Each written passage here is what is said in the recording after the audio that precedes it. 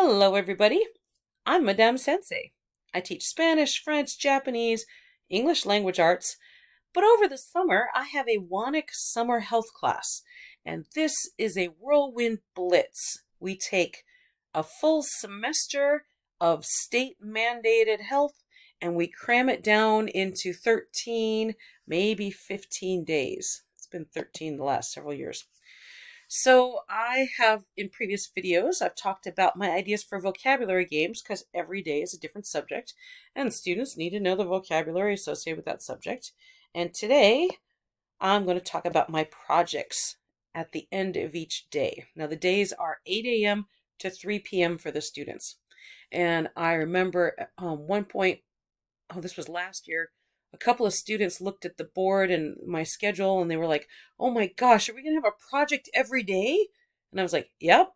And they were thinking of project as being your boring old 5-paragraph essay. Nope, that's not the way I do projects. I want the students to apply what they know to actual, as close to real life situations as I can get it. All right, so here's an example of our schedule.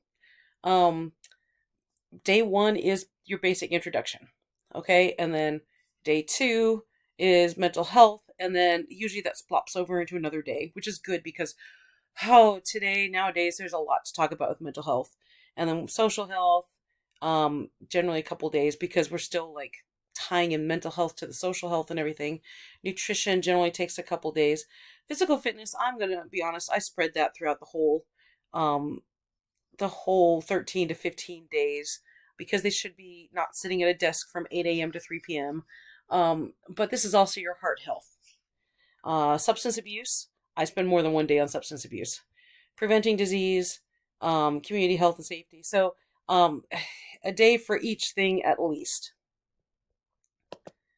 All right, so the first day, this is what I'm going to talk about today, is my first day project.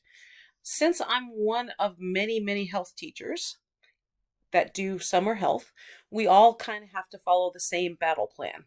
And as I said in my previous video, my overview video, it was really bad when I physically drove to where all the other health teachers were and we all taught health at the same place because our students would have lunch together and they'd be saying, "Oh, Bob, what are you doing in class? Oh my gosh, that's not what we're doing in our class." So we all had to march lockstep.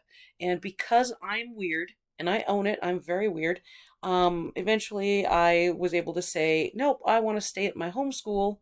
I'm the only health teacher there. I get to do whatever the heck I feel like as long as I'm following the basic battle plan." So for the introduction to health, we're using this textbook, which is 100 million years old, and they use the decide process to talk about how to make decisions. Okay, so D is define the problem. E is explore the alternatives. C is consider the consequence. You can read this. Okay, fine. I wanted the students not to just learn about this and memorize it by rote, because honestly, like the two D's, the students always mix up, okay? I don't want them just memorizing this. I want them actually using it. They're not going to remember the steps. They're not going to internalize the steps until they use it.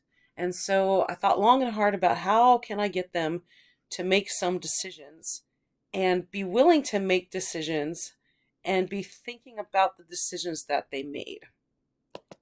Well, I like my games. I like to play games a lot. And for my family one year, I bought this really funny board game, To Be Honest, TBH. This is made by the same guy who draws Wondermark, if you know that, Dave Malky. And it's a pretty funny family game. Let me show you what some of the questions are. Okay, for some reason I didn't think to take pictures of the questions in my classroom. I'm home right now. So these are screenshots from the website. A company has offered you $500 to get their logo tattooed on your butt cheek. Is your bottom becoming a billboard? Yeah, time was this would have been too scandalous for my students, but they think this is hilarious. So there's nothing really inappropriate here, and you can certainly go through the cards and take out the inappropriate ones. And I'll talk about alternatives in a moment. Okay, so these are just like really funny things. You've discovered a door in your basement that was definitely never there before. There's a sign on it that says "Human Welcome." Do you open the door? Okay, so students can read these and they can make decisions based on these really ridiculous scenarios. So this is what I do. I just grab some cards. I fan the cards and I have the students pick one. Okay. And I also give the students, every student has a red card and a green card. Okay. And let's say hypothetically I pick this one. The IRS has made a mistake. You never have to pay taxes again, but in the eyes of the law, you are legally a dog. Do you keep quiet? Okay. So I have the students hold up their cards, their card stock. Red if they are not going to do it, green if they are going to do it. And then I wait a beat, and eventually one of the students is going to start asking questions. Okay. Wait a minute. If I'm a dog, if I'm legally a dog, do I have to go to school? Okay, so then I get to make up whatever ridiculous thing I want. I think this is the fun part. And this is really good social emotional learning. So let's say they ask, do I have to go to school? Then I can say, oh, no, you don't have to go to human school, but you do have to go to obedience school. It's a bit boring, but it's not human school. So everybody, let's vote again. How would you vote? And then I'm always calling back to that decide process. Okay, let's see. What is the problem? Let's define the problem. Let's evaluate your options. Okay, so we keep going back to that as a whole class. And then when the students ask goofy questions, then I'm like, oh, that was a great question you asked. And I give them a bingo chip. Okay, so eventually all the students want to ask goofy questions, which really puts me on my toes, giving dumb answers like, oh, what am I going to say for this? Okay, fine. So when they're ready, when they understand the game, then I plop down, I don't know, about 10 cards at each table group, okay? Normally during the school year I have 36 in the class, but over the summer 32 is the maximum.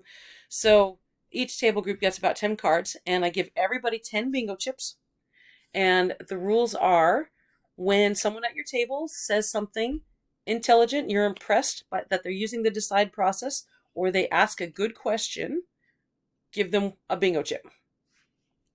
So actually, the bingo chips are all in the middle, and then they're trying to collect the bingo chips. So, and then whoever's the judge on that round gets to be the one making up the filling in the blank of the scenario. Okay, so kind of like apples to apples, where there's only one person who's reading the card out and then making up the scenario.